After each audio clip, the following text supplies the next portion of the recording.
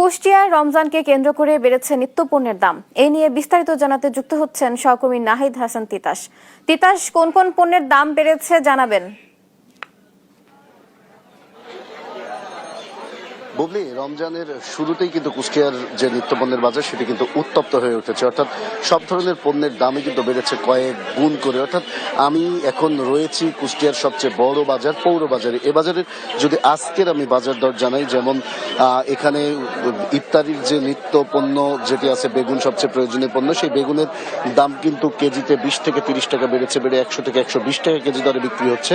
লেবুর দাম কিছুটা কমেছে, অর্থাৎ 40 থেকে 60 টাকা কেজি দরে বিক্রি হচ্ছে। এছাড়া শসাও বিক্রি হচ্ছে 90 থেকে 100 টাকা কেজি দরে, টমেটো বিক্রি হচ্ছে 40 থেকে 50 টাকা কেজি দরে, পেঁয়াজও বিক্রি হচ্ছে আগের মতোই 40 থেকে 45 টাকা কেজি দরে, মরিচ বিক্রি হচ্ছে 100 টাকা কেজি দরে। অর্থাৎ আমরা বলতে পারি যে এখানে যে রমজানের যে পণ্যগুলো সেটির দাম কিন্তু কিছুটা বেশি বললেই চলে। তবে আমরা রমজানের শুরু অর্থাৎ প্রথম দিকে পণ্যের দাম যেভাবে বেড়েছিল এখন কিন্তু কিছুটা স্থিতিশীল রয়েছে, অর্থাৎ দাম কিছুটা স্বাভাবিক হয়েছে। এরপরে বাড়িনি, আজ তো ষষ্ঠ রমজান অর্থাৎ ষষ্ঠ রোজায়, ষষ্ঠ রোজায় এসে কিন্তু দাম কিছুটা স্থিতিশীল রয়েছে। এখানে আমি যারা রয়েছে বিক্রেতা, আমি তাদের সাথে কথা বলেছি। বিক্রেতাদের যেটি দাবি যে আসলে প্রথম দিকে কিছুটা সরবরাহ কম ছিল, সরবরাহ ঘাটতি থাকার কারণে কিন্তু রোজার আগে যে চাহিদা বেড়ে যায়, এই চাহিদা বাড়ার কারণে পণ্যগুলোর দাম কিন্তু অতিরিক্ত মাত্রায় বেড়ে গেছিল। তবে এখন পণ্যের বাজারের যে স্বাভাবিকতা সেটা ফিরে এসেছে, তাই কিন্তু দাম কিছুটা নিয়ন্ত্রণে রয়েছে। এছাড়াও আমি যদি একটু জানাই যে মাছ এবং মুরগির কথা, অর্থাৎ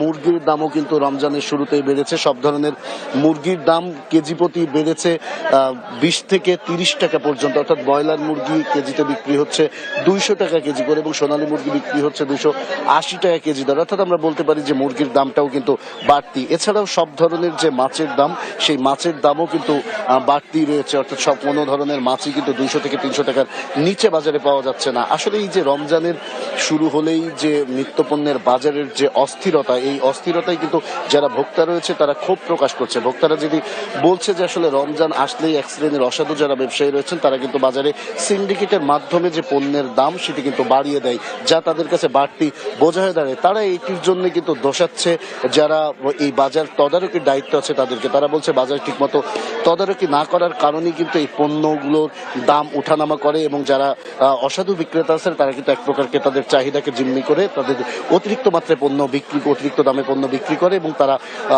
তারা বিপদে পড়ে যায়। তাই তারা বলছে যে কোনো মূল্যে এই বাজারটিকে রমজান মাসে নিয়ন্ত্রণে যদি আনতে হয় তাহলে নিয়মিত বাজার তদারকি করতে হবে এবং যারা যে সকল অসাধু ব্যবসায়ীরা সিন্ডিকেটের মাধ্যমে পণ্য বিক্রি করছে তাদেরকে কিন্তু আইনের আওতায় আনতে হবে এবং জরিমানার আওতায় আনতে হবে, তবেই কিন্তু এই বাজারটি নিয়ন্ত্রণ করা যাবে। এদিকে আমরা মাছ মুরগির বাজারের বিক্রেতাদের সাথে কথা বলেছি, তারা যেটি বলছে আসলে এই একই কথা যে সরবরাহ কম থাকা এবং চাহিদা বেশি থাকার কারণেই কিন্তু বাজারে পণ্যের দাম বাড়ছে। তবে আমরা বাজার মনিটরিং এর সাথে যারা জড়িত তাদের সাথে কথা বলেছি, তারা যেটি বলছে রমজান মাসে বাজারকে স্বাভাবিক রাখার জন্য যা করণীয় তারা কিন্তু সব ধরনের কাজই করছে এবং তার যারা বেশি দামে পণ্য বিক্রি করছে তাদের কিন্তু তারা জরিমানার আওতায় আনছে।